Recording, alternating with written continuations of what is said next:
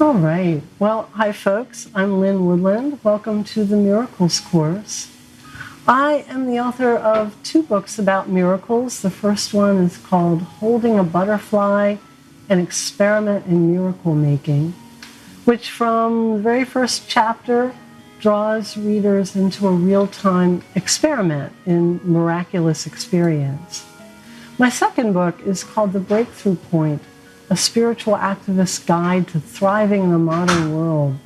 And that really does continue the experiment, but also takes a deep look at why these times are so crazy and volatile and unprecedented, and how we can learn how to ride the wave of unpredictability rather than being pummeled by it, because it really is a result of humanity being in an evolutionary leap. Now, the Miracles course is a year-long program of personal and spiritual growth where every weekly lesson is a complete experience, so you can drop in at any point in the year-long curriculum without feeling like you're coming in on the middle of something. And at the same time, each class builds upon the last. In the same way one season leads into another. In fact, the content of the course uses the four seasons as a template for the whole of the human journey. So it covers a really wide range of personal and spiritual experience, all with the goal of living a miraculous life. So there is no beginning or end to this course, and a lot of people choose to repeat it again and again because, with every cycle we're a little different. We're now in the second week of June as we get deep into working with the spiritual principles of manifesting. And as you do this course, I really suggest you make some notes as you go along the way to track what you've created, what you've accomplished, what you've experienced. Because sometimes we can have really important things happen and we just let them fade into the background of our awareness. So as we look back, we don't appreciate what we've created. We're already looking at where we want to go next rather than how far we've come. Now, where we are in the context of the seasons, I think those turning points in the balance of light and dark are really important points, spiritually, symbolically, seasonally. And coming up soon, in the third week of June, we celebrate the summer solstice and the lightest day of the year. And here we actually will celebrate that next week, which doesn't fall quite as close to the solstice as we can get, but because our time frame is a little off, I think the first Wednesday was on the 1st, and then the 8th, and then the 15th. So the 22nd will be a little closer, but all the same, for us here, we'll do next week as a culmination of some of our work toward that pinnacle of the lightest week of the year. And in preparation for this spiritually charged event of light, of the season of greatest light, the week of greatest light, even the week of the day of greatest light. Last week we gave attention to the spiritual light underpinnings of reality, from quantum physics, what they call the zero-point field. And our lesson next week will be a special ritual for using the power of light to call forth our highest heart's desires. So this week we'll explore in some depth elements that make manifesting work more effective, broken down into 7 different components. And tonight we're really covering the nuts and bolts of manifesting, kind of like the Manifesting 101. And while the emphasis here is on manifesting what you want, it's important to keep in mind that, what we do here is different from a law of attraction course. You know, following our heart's desire isn't the same thing as getting everything we want. Our heart's desire really isn't a selfish thing, because our true heart's desire always leads us to love. Love of self, love for all creation, the awareness that there's no difference in these just because we are all one, oneness with God. And what might look like a frivolous and purely selfish desire, say you want a vacation, say you want some time off, might be just what you need to rejuvenate you and birth a new creative vision that ultimately may serve the world around you. When we're acting on our true desires, not our addictions, not just that part of us that says, I just want more and more and more and more. I'm a bottomless pit that never gets filled. But our true desires, they always lead us where we need to go, even if we can't always see more than one step ahead on the path. And for spiritual manifesting work, really one step at a time is all we need. We don't need to see every point between A and B. Because often in this kind of work, we skip a lot of steps. So we can't really see the whole road. Too much happens via coincidence and serendipity. So I want to talk about these 7 elements of manifesting. The first is imagination. Really, we begin the creative process through thought. Quite literally, what we think is what we create. And it's difficult to create what we're not willing to imagine. And once we imagine something, we've taken the first step in making it real. Just an example, I have a lot of examples of this from my own life, but one in particular happened to me some years back around manifesting a home. This is one of the places I lived in Minneapolis. For several years, I had lived in this kind of cramped apartment in a really beautiful, large Victorian mansion that I co-owned with a friend, and the way that came to us was very miraculous. It was just kind of practically gifted to us, and it came to us without our needing to use any of our own personal funds. It was really quite amazing. We even got a loan that added $6,000 to the total selling price of the house. So we had a little slush fund for repairs. And I'd always been really grateful for it. It really, truly was a miracle. But my particular apartment was just really cramped. It just was too small for me. And when a friend of mine decided to sell his duplex, I stopped by to see it, thinking I'd help him spread the word, to people I knew. And as I walked through this bright, spacious, newly renovated space, I just found myself just placing furniture, imagining what I would do with that much space. And I knew I wasn't financially in a place to buy it. So I was just daydreaming. It was just kind of fun. I even checked the financials. I confirmed, yeah, that's too much money. But I just couldn't stop imagining it. And it was just something I did for fun, not with attachment, just for fun. I think, oh, that little table, that would go right there. That chair would go there. Oh, yeah, I see the whole thing. I mean, wow, it's so great. And I just kept doing that. And over the next month, my circumstances just took some unexpected turns.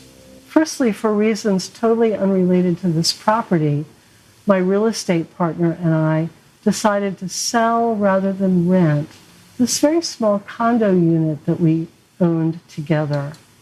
And to our surprise, it sold for 3 times what we paid for it a few years earlier. So we had all this money. Money. Then my other friend who owned the duplex kept dropping the price on his property. In fact, my friend and I, who I owned my property with, We invited him over for dinner one night. I made a big dinner. We were all 3 friends, and we just kept filling his wine glass. He brought this really great wine. He kept filling it up. By the end of the evening, the price had gone down by $30,000. He never let me forget that until it became a much smarter purchase that I, plied him with his own wine. But suddenly the price was right, the money was there, the deal happened, and my real estate partner friend and I wound up purchasing another property together using none of our own personal funds, beyond what we just made that kind of felt like monopoly money, and I got the living space I wanted. All I did was imagine it to make it happen. And actually that space was where my husband and I lived until we moved here to Florida. And it really helped us financially to, move here. So, what I want everybody to do this week is to give some time to creating a list of everything you want in many different areas of life, including relationships, work, home, health, and so on. And after writing down everything you can think of, notice if there are any things you left off because you felt afraid to want too much, perhaps, or they're just too impossible. And add all those things. Let your imagination really stretch open and start to, just really, with some muscle. Imagine your imagination can just stretch just like a muscle, a tight muscle, and start to release some of your limited thinking around what's possible and impossible. In fact, you don't even have to decide what's possible or not. You simply have to expand what you're willing to imagine. Write it all down. And review your list to see any of it's framed in terms of what you no longer want, as opposed to what you do want. Because what you give attention to is what you'll perpetuate in your life. Consequently, if you give a lot of attention to what you don't want anymore, even if it's with the intention of getting rid of it, you're likely to create more of what you don't want. I once knew a woman, this is a great example of this, she was frequently and vehemently at one point in her life kept proclaiming that she really wanted to be done with her current job situation and her current living situation. She just wanted out of them. And she very successfully disappeared them both at the same time. And for a little while just struggled with no home and no livelihood. She was just couch surfing for a while till she finally found a job and, an apartment. And, she laughed about it afterward because she knew about the power of affirmations. And she recognized, her affirmations really worked, but they did not bring her the joy, comfort, and ease that she was looking for. So once you've written your list, go over it and see if you need to reframe any negatives into positive terms. And keep adding to your list as you think of new things. And make a notation when something on your list manifests. Really acknowledge it, give yourself credit, and be grateful. And read over your list from time to time if it's pleasant to do that. But don't do it too much. Put it away at some point, forget about it. If it starts to feel like work or an obsession, this should not be your job to, do your affirmations. The point of writing down what we want and imagining what we want is that it should be pleasant. It should make us happy. It should take us into a state of pleasure, not like, oh, got to get this done like homework. And don't get attached to it. Let it be an impossible seeming dream. That's totally okay, because when things feel impossible, we're way less likely to get attached. Also keep the door open for something to occur that's truly better than anything you've yet imagined. If we hold on too tight to our personality's agenda, we can get in the way of our highest good. And this is especially true when we want to manifest something involving another person. Anytime we try to, manifest a specific person behaving according to our will, we're actually practicing psychic manipulation, which isn't any more effective in that, in a psychic way than in an overt in-person manipulation. Nobody likes to be manipulated, and it often repels the object of our attention.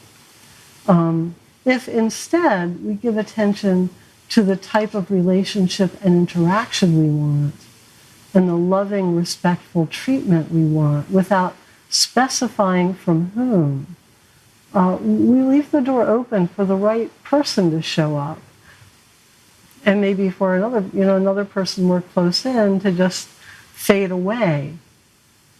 And when we simply hold an intention for relationship healing, if there is a specific relationship we're in, and for the highest good to unfold between ourselves and another person, that's when miracles can really happen. I remember once there was a woman in one of my workshops who did this in relation to her estranged mother, and even came to the really difficult decision to talk to her, to reach out to her, and talk for the first time in years, to offer and seek forgiveness. And she was going to do this as soon as the workshop was over.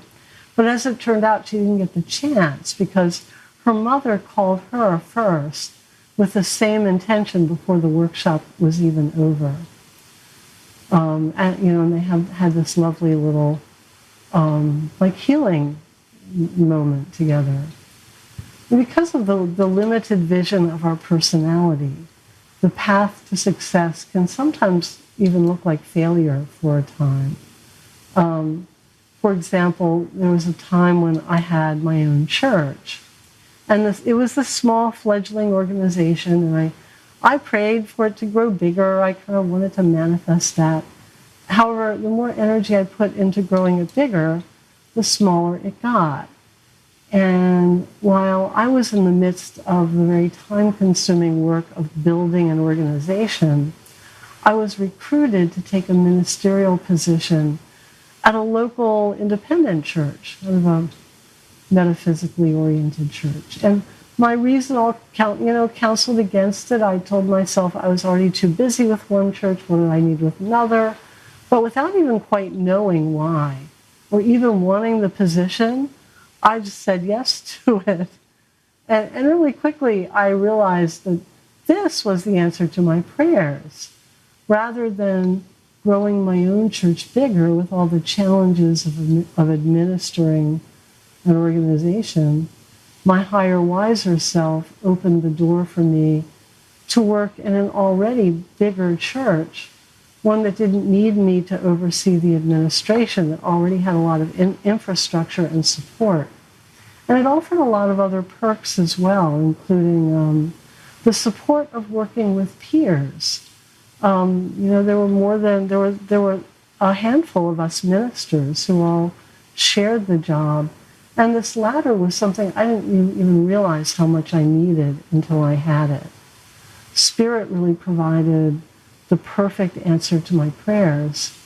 But I had to be willing to give up my attachment, to my own vision in order to receive it. My ego had to let go of my church. I want to grow my church. I had to let that go to have a better situation. So, no matter what you imagine to be your highest desire, consider there might be something even better that you haven't dreamed yet. So the second element of manifesting that I want to talk about is discernment. So as you let yourself explore all the things you want, it's helpful to be able to discern what you want the most. And this isn't because we can only manifest one thing at a time. is because our feelings of passion and excitement are signals from our higher self of where we'll find the path of least resistance. Where we have passion, we have creative energy, and it's often through our strongest desires that our inner guidance nudges us in the right direction. As I often say, I think of this discernment process being like a line of standing up dominoes. These are all things I'd like to have. The thing I want the most is the domino right at the end. And I give that a little tap, give that a little energy, it starts to take a lot of others with it. So let's do a little exercise right now in discernment and in stretching your imagination. Do this really lightly and have fun with it. So close your eyes for a moment. And just take some deep breaths.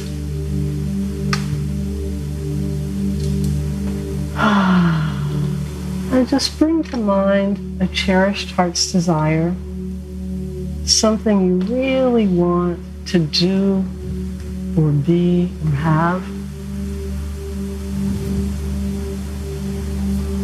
And just take a moment to see it vividly,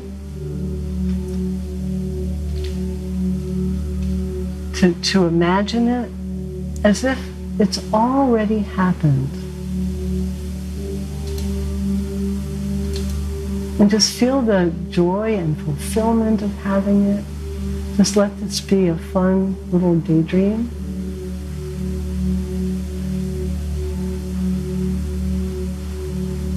And next, imagine something even bigger than what you just imagined. Something that would just give you even more joy and pleasure. So, stretch your imagination a little bit with this. Stretch open. And see this just as clearly and vividly as though it's already happened. Enjoy it. Just walk around in it a little bit. Try it on for size.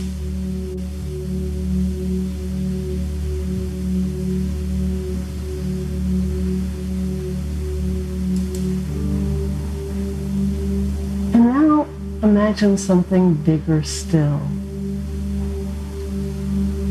And let go of what you think is possible or impossible. Just let your imagination stretch. And just see how far your imagination can go.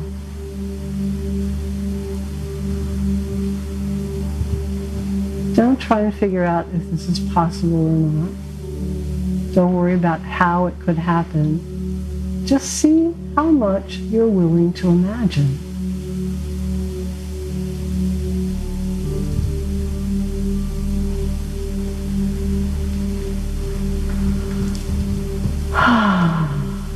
And then just take a deep breath and just bring your attention back to the room around you. Open your eyes again.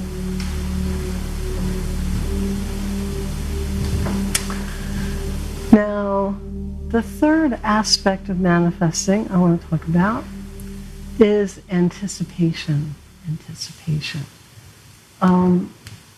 It's a powerful energy to cultivate just a feeling of pleasant anticipation around your desired outcome.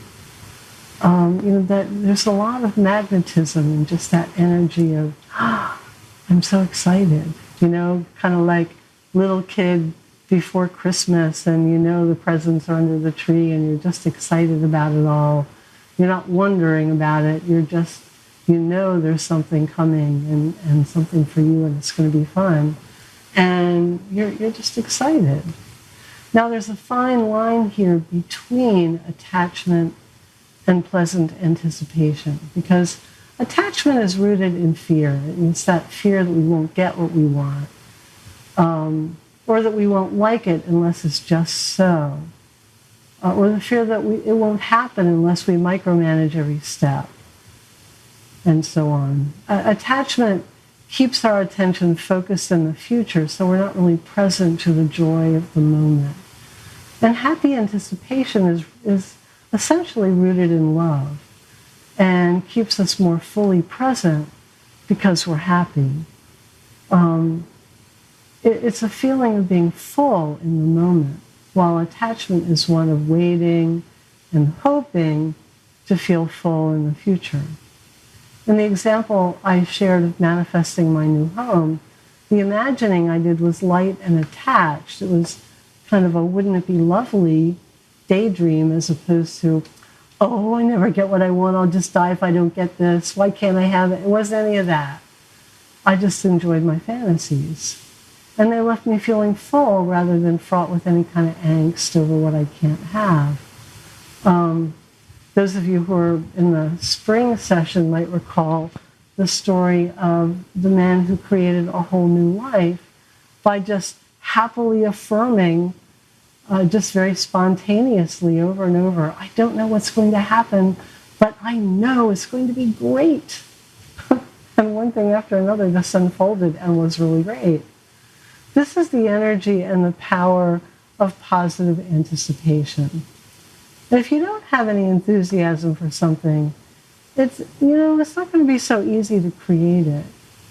If you're lacking a feeling of passion around what you've picked as your highest heart's desire, it could mean you're focusing on what you think you should want, as opposed to what really sparks the most feeling. It might be like, oh, I'll focus on world peace because that's what I really should want the most, as opposed to, oh, I really just want to go out on a really hot, juicy date or a great vacation, or, you got to start where you are. Or you might have picked an in-between step, such as, I've got to focus on manifesting a lot of money, so then I can have what I really want, my vacation, my perfect home, my whatever. And with this kind of work, it's important to go directly to what we really want, which might be the experience of living in your perfect home, like imagining that without any sense of how you're going to get there. You don't have to see the path. Now, one thing I want to mention is about sharing your dreams with supportive others, because that really can help you stay enthusiastic and positive. But it's important to be aware, to be careful, not to talk about your manifesting work and your dreams with people who are just going to rain on your parade. People who are just going to spew a lot of doubts and worries and what ifs. Because doubt and fear and worry are catching. They can be very catching. So is enthusiasm. But, equally so is doubt. Now, the fourth element of manifesting I want to talk about is commitment. And that is the commitment to working with your state of mind, not just once, but daily, hourly, moment by moment, to make your mind a really, really fertile ground for your dreams to grow. And this means choosing again and again and again to give more attention to what's right in your life than you give to what's wrong. Having some kind of routine around this can be helpful, like having a morning meditation time, maybe taking affirmations or prayers or some higher state into sleep with you, journaling, affirmation writing, or just, going for walks and having some kind of mantra like, I don't know what's going to happen, but I know it's going to be great, or, whatever is powerful for you, and just saying that over and over again until there's not room for anything else and you just start feeling it in your body. Because what I'm talking about isn't so much about intensively visualizing what you want as it is about creating a positive state of mind where you become intentional about dispelling non-productive, limiting thoughts as they arise and just filling yourself with a more, well, what it comes down to ultimately is creating a pleasure state. Not an addiction-fueled pleasure state, like, okay, if I eat enough ice cream, I'll always feel pleasure. It's more about, just cultivating it from within, that's in a way that's not dependent on anything outwardly. And we can do that. We can do that with our with our visualizations. We don't want to make them into work. With our daydreams, with our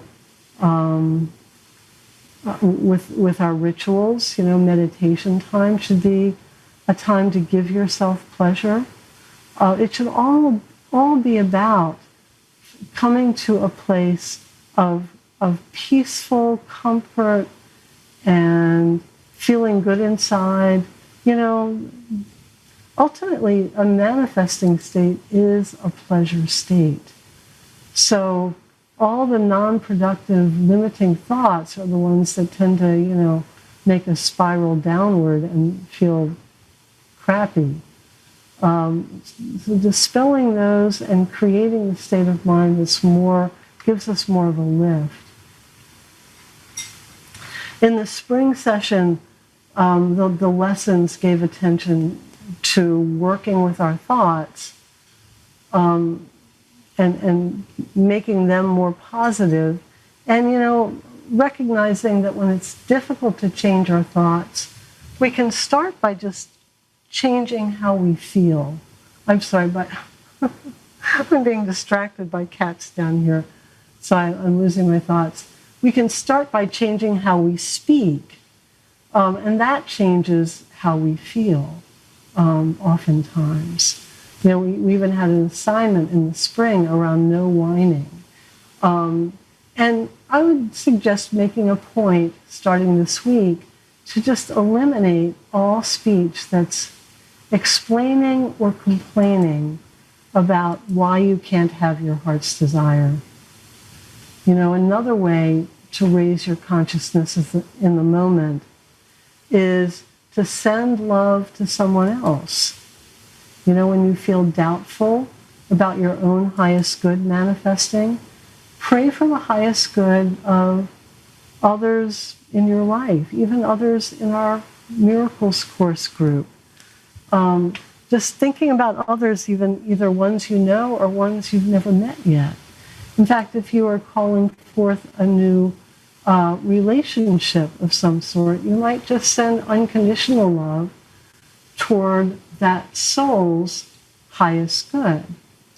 As a hello, I'm aware of you out there. I look forward to meeting you when the time is right. Because we do actually, I think, circulate around each other in the non-physical realms before we meet in person with significant people in our lives. Especially the people who are most important. We are, we're out there getting to know each other kind of up here and out there before we connect in the physical. And I think the more we give attention to it and aim to be more aware, the more we start to have little conscious flashes of these souls who want to come into our sphere. So, that's something you can do too. Just, when you're getting kind of fixed on your own little needs and your own little world, and why can't I have what I want? Just start sending love out to all the people in your life you now are open to meeting. It could be friends and peers and lovers and, your future children, all kinds of people, teachers who you're open to meeting. Just send love to them. Really will take you out of your own little self, your own little insulated self. Now, the fifth aspect of manifesting, I just think of as lightness, kind of lightness of being. And this one's really important. Don't strain your brain. trying to focus or make it happen. Really let go of trying to control the outcome.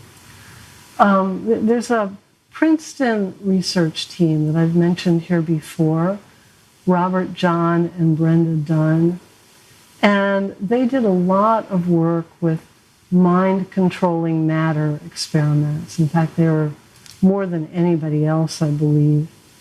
And they found that many people, I mean, they really did irrefutably show that mind can control matter.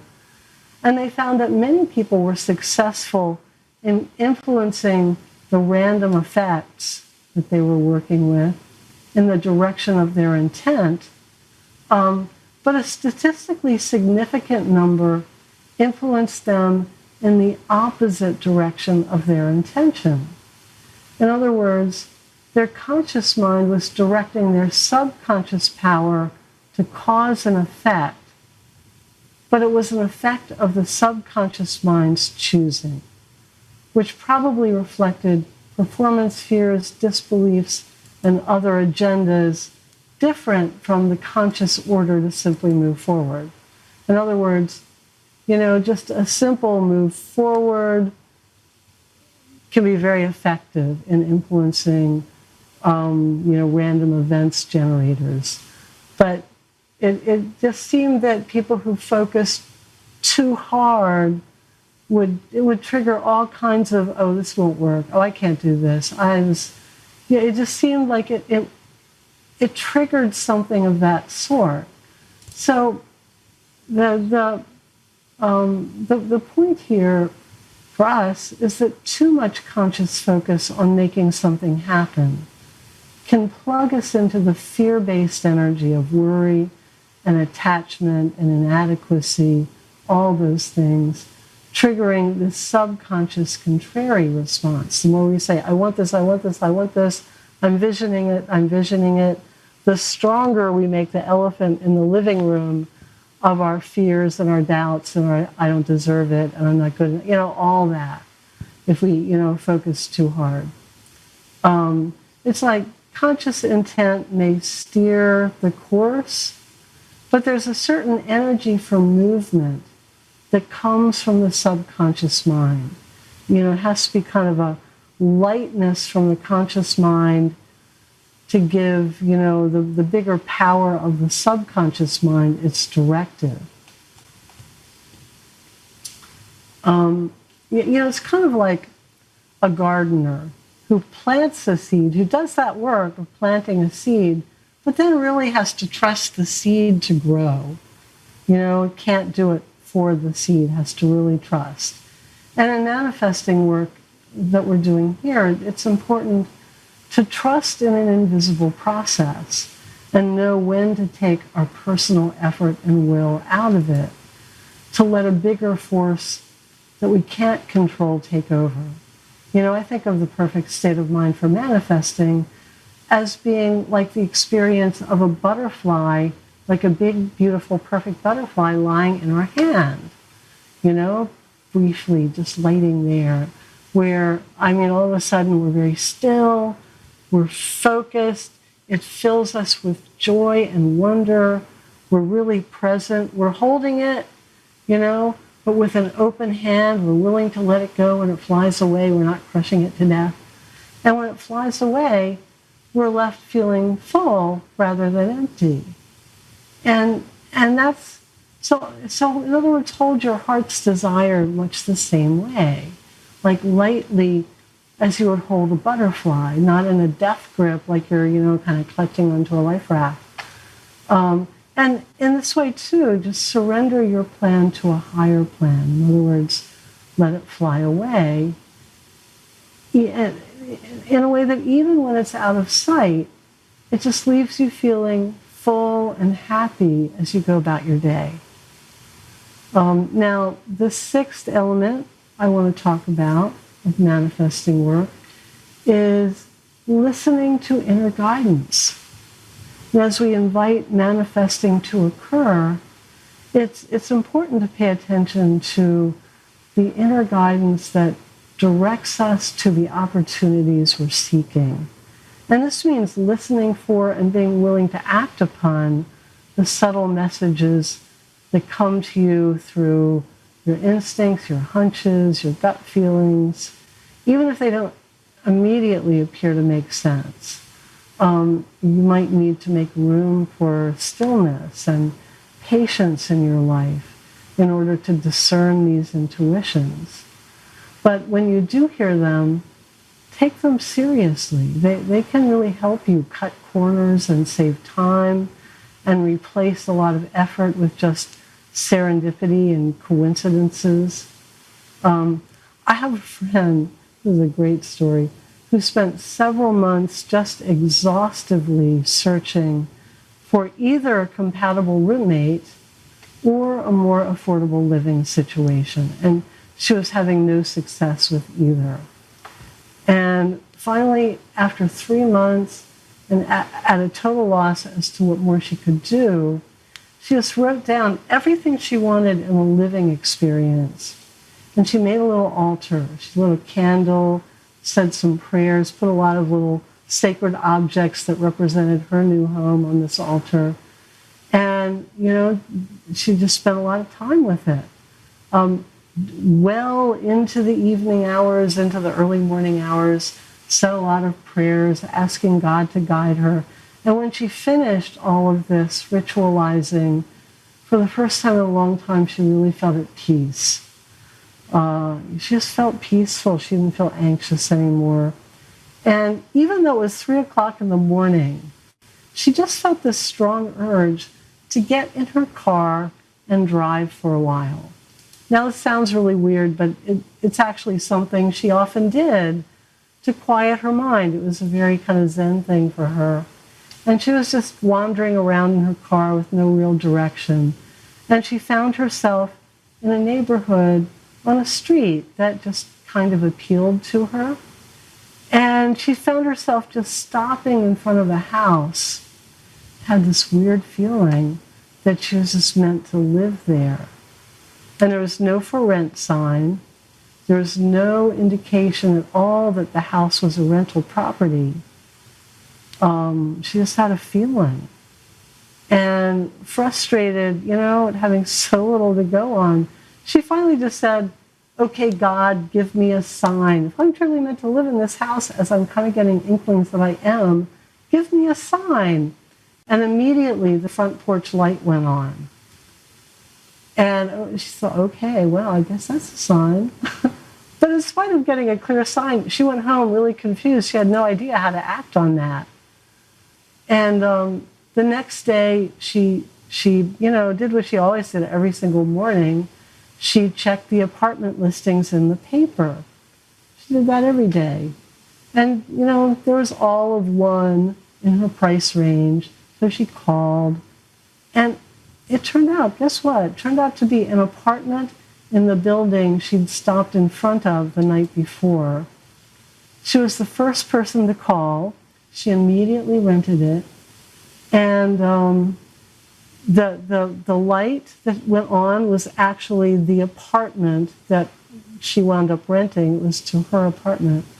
And when she moved in, she just quickly became friends with a lot of her neighbors, and these connections, it became a whole little community, led into a whole new exciting phase of her life. And interestingly, she found the front porch light that gave her the sign never worked again.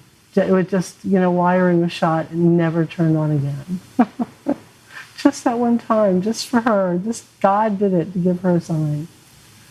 So, viewing life from the limited parameters of our material world sensibilities, we assume that if our physical efforts aren't working, we need to apply more effort. But when we're using consciousness as a manifesting tool, quite often the opposite is more effective. Using less effort can even break through some apparent log jams where no amount of physical force has been able to help. And following the path of inner guidance, it doesn't always feel safe and certain, especially as guidance from within often just shows us only one step at a time.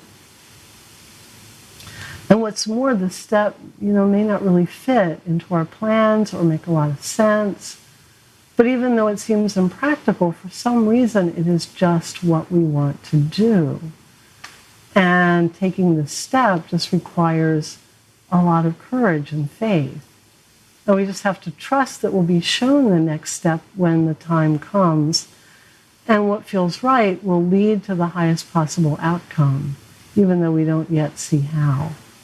At one such time in my own life, many years ago, when I was just starting to make my living leading workshops, I just felt compelled to take up writing. I hadn't been a writer ever before, and it didn't make any practical sense, and it seemed quite urgent at the time that I devote myself full-time to marketing my little workshop business. Now, of course, marketing was my least favorite part of the job, but without it, my events just seemed, ready to fizzle. And during one particularly rough patch, I felt torn between this longing to write and my fearful need to do more marketing work, to keep my workshops going. And though it didn't make any sense to me, my inner guidance kept whispering to go ahead and write, to forget about setting up more workshops for a while, and that everything would work out. And even though I had a lot of trepidation, I followed the guidance. I started writing, having no idea how I'd make ends meet. And I was so fearful about this, in fact, that in my prayer time, I gave God an ultimatum. Not my usual way of relating to God, but, hey, these were extreme times. And I said, okay, God, if you really want me to continue writing instead of marketing my workshops, give me a sign. Give me a sign this week and make it so obvious that I can't possibly miss it. I can be a little dense. This has to be a sign I can't possibly miss.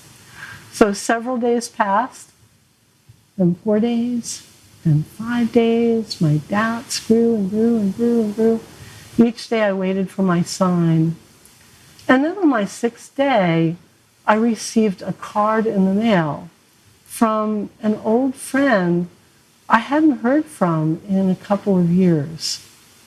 And so he didn't know anything about my situation. He also was dying of AIDS. And being so close to leaving his body had put him closely in touch with his angels, he said. His angels told him to write to me and reassure me that everything is all right. He didn't even specify what. He just said, everything is all right, that I'm on the right track, everything is going to turn out perfectly. That's just what he wrote, And he enclosed a check for $200. And I figured this was, I couldn't have received a clearer sign than that. And as predicted, everything really did turn out perfectly. As in this beautiful home in the country that I rented, I was in love with it, but I decided to just give notice to my landlord that I'd be moving soon because I really couldn't afford the rent. And my landlord was so upset about my leaving that he said, what can I do to convince you to stay? And I kind of jokingly said, well, lower the rent. I was kidding. And to my surprise, instead of laughing, he said, well, by how much? And he wound up reducing my rent by hundreds, by about $250, I think, which is enough that I was able to stay. And then other money miracles happened during that time as well. I had only one of my 5-day intensive workshops scheduled in a 6-month period. That was the only source of income for 6 months. And because I offered this workshop on a self-determined fee basis, I never knew until the end how much money I was going to make. I never knew. And the people in this particular group, without knowing about my situation, I'm not telling everybody how poor I am. Please, please help me. I just put it out there in a really neutral way and let it go. And this particular group chose to give unprecedented amounts of money. Really, a lot of money. And even though my finances were tight and I had to budget carefully, the money from this one workshop wound up carrying me through the long months when I had no other workshops scheduled. And within months, I started seeing the results of my writing, because I was sending out articles to a lot of little local papers, like little, health, wellness, new age type papers all around the country. And they started being picked up, all over the place, all over everywhere. And they started creating a new demand for my workshops that I didn't have to do as much marketing. All I was doing was writing these great articles and saying, and I have a workshop coming up, blah, blah, date. So filling workshops became easier, and my business grew, and I made more money than I had before, all by writing rather than marketing. And this all came about by my willingness, even though a little bit reluctant and fearful, to surrender to higher guidance rather than succumbing to my more sensible voice of fearful, practicality. I really had to listen and trust. But, what do you do when you're not sure if a major life decision is coming from your inner guidance or, truly a moment of insanity where you're just pushing yourself off a cliff unnecessarily? I suggest doing one or all of the following. One, do nothing until you really feel some clarity and peace with the step you're considering. I think especially the feeling of peace. If you can get a feeling of peace around it, I think that means a lot. Number two, seek out wise counsel from someone you consider a role model, and someone who embodies neither extreme of over-cautiousness or impulsiveness.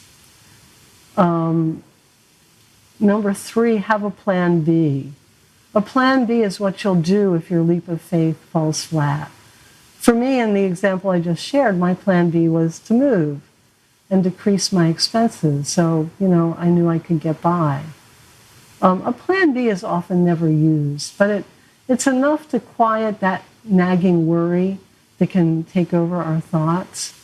Because once we have a plan B, we can often just let it go and sleep better at night and give our undivided attention to following our inner guidance. And it is okay to ask for a sign. So next time you want a signal from your inner guidance, you want God to tell you you're on the right track, ask for a sign, and you can leave it open as to what the sign should be, like I did around my guidance, or you can be specific. I had a ministerial colleague who would often ask for the sign of white roses and never failed to find white roses showing up all over the place when the perfect opportunity presented itself, or when he needed a yes-no answer to something. So the last element of manifesting, and if you're really good at this one, you don't need any of the other steps. Really, this is all you need. It's like surrendering to love. Like the Beatles said, love is all you need. Living in the moment in a state of well-being and love really guarantees a life well led. It assures that we're going to be in the right place at the right time and have whatever we need to feel at peace and fulfilled. And one of these elements of manifesting that is often drummed in as essential that I haven't mentioned here is that of belief. You notice I'm not saying you have to believe. It's really not. In my experience, imagination and the willingness to shift attention really are all that's required. Sometimes forcing ourselves to believe something is kind of like, trying not to think about an elephant, it can just be huge and difficult. Whereas imagining something can just happen in the blink of an eye. So, don't worry about whether you believe or not. You don't have to. You just need to be willing, to shift and be open and to imagine. So we're gonna do a short manifesting exercise here. And just to define my term, the term manifestation as I'm using it is a spontaneous movement or appearance of matter and circumstances not dependent upon physical intervention. It's when something we've thought of and held an intention around shows up through coincidence and synchronicity rather than through our planned physical efforts. I mean, there are people who can literally manifest things out of thin air. I was invited to Poland to do some teaching with a colleague by a healer who is well known in his own area. And he was a psychic surgeon. And I watched him work. I mean, he wasn't the kind of Filipino psychic surgeon who would actually pull, guts and things out. And that's a whole other phenomenon. And I know there's a lot of fraudery around that practice. But I also know people who've known some of those healers who are the real deal. They really do just create this manifestation of stuff. Well, this surgeon, this Polish guy, did not do that. But I watched him did something else. He did it in a much more Western way. I watched him do a heart transplant for someone, where he was just, kind of doing all this thing around somebody's chest. And then he finished, and then, his sleeves were rolled up to there, past his elbow. So there's literally nothing up his sleeve. I saw his hands the whole time, they were empty. And he just went like this. And his girlfriend, who is also our translator, we went to her and said, well, what's he doing?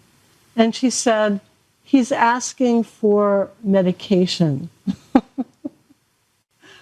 And when he brought his hands down again, there was this tiny little red pill there. Had no writing on it like you'd see, from a pharmacy, but it was a little capsule about that big, tiny red, and he just said, take this tomorrow. Where'd it come from? God's pharmacy, I don't know. But I've known other people able to have those kinds of manifestations that really just seem to be poof, out of there. That is manifesting, a higher, at the highest level. But we can do it in other ways, where we just think something and then we see circumstances conspire to allow things to happen, to create shifts in the outer world that reflect a change in our state of being. And this, of course, has been practiced throughout the ages in many metaphysical traditions. And the quantum corollary for this type of movement is the quantum leap, where subatomic particles materialize spontaneously kind of out of the sea of light soup of the 0 point field, leaping from one point to another without appearing to pass through any of the points in between. And we're going to do a simple practice exercise in manifesting to help you demonstrate to yourself your ability to call something to you through synchronicity rather than physical intervention.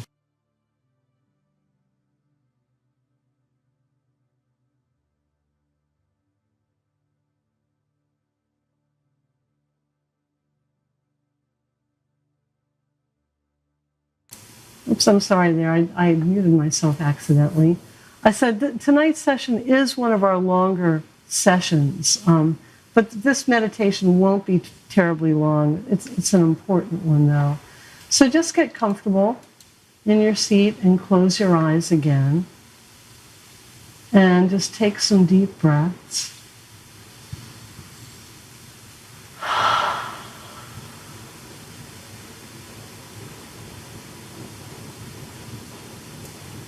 And just take a moment to relax your body and quiet your mind and let your attention turn inward.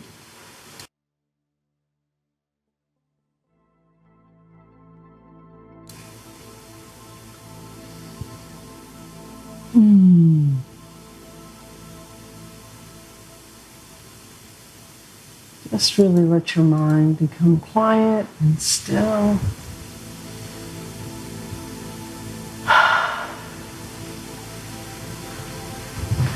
And think of a material object that you would like to manifest, something small enough to fit in your hand. And make it something that has a pleasant feeling to it, something you'd like to have in your hand. It could be a useful object, a beautiful object, something you want, not something that has a strong emotional charge to it, as with something very rare or precious. Let it be an object you have warm feelings about, but not one you feel especially attached to having. And choose something you don't already own or have easy access to. And just take a moment to bring this object to mind. Imagine it in your hand. Just use your imagination to make it completely real and solid. See it there, take in its colors and shapes and textures. Feel it in your hand, its weight, its temperature, the sensation of it against your skin. Pass it from one hand to another, experience the sensation of it moving, then touch it to your cheek, maybe even to your tongue. Sniff it. Create a feeling of certainty that this imaginary reality is now calling forth the physical substance of this object in your hand, the physical reality of it. You don't have to believe it, really. You don't have to think it's possible or not. Just feel kind of happy and some pleasant enjoyment of this. That you have made this thing so real in your hand that you can see it, you can smell it, you can sense the temperature of it, you can taste it. And then just let it go. Let it go. Like let it just turn into a butterfly and fly away. So that you keep only a pleasant feeling of well-being and accomplishment. And imagine that when this object shows up in your life, it's a signal that some aspect of your highest good is now unfolding.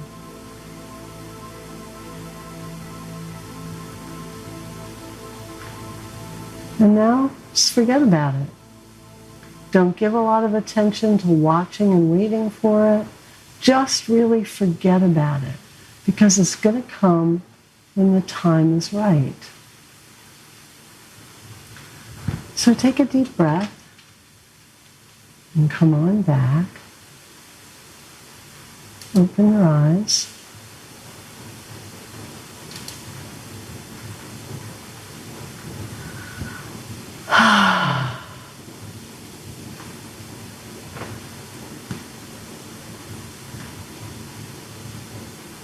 Well, I've seen some very interesting things happen with this exercise. Had some very interesting manifestations myself doing this.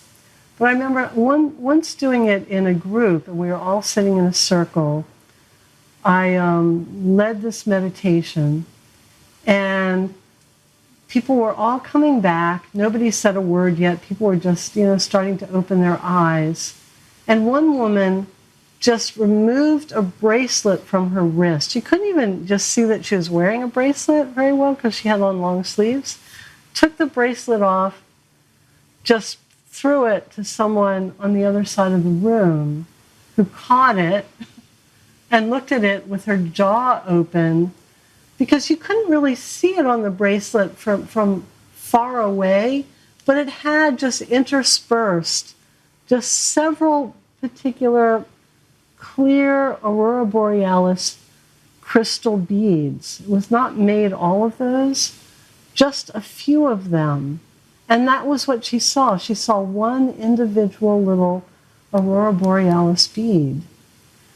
And boom, and the woman who tossed her the bracelet said, I don't know why I did that. I just got the inner guidance. I had to do that.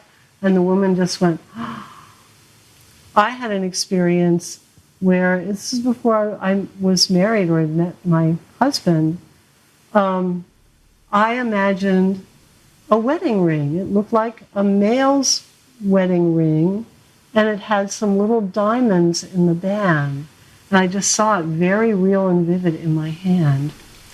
And before the end of the evening, a man in the group who I'd known for years, he was a friend. He'd been in my group doing my groups for at least a decade or more. He just came over to me and he took off his wedding ring and he gave it to me. And he said, this wedding ring has been hurting my hand. I'm getting a new one. My inner guidance said, give it to you. And it was exactly the ring I had seen. And in fact, my husband wore that ring. It was the first wedding ring after we got married, until I think it broke. It kind of hurt his finger too. But you might be amazed at how quickly or how perfectly this thing shows up. Just assume it's going to be tied to something more to come, some new symbolic opening in your life. Well, I'm going to let you all go now. I've kind of kept you late. But thanks for all the sharing. It's been a lot of fun. And I can't wait to see what happens next for all of us. Till next week. Next week is kind of the big week. It's our big summer solstice event. See you then.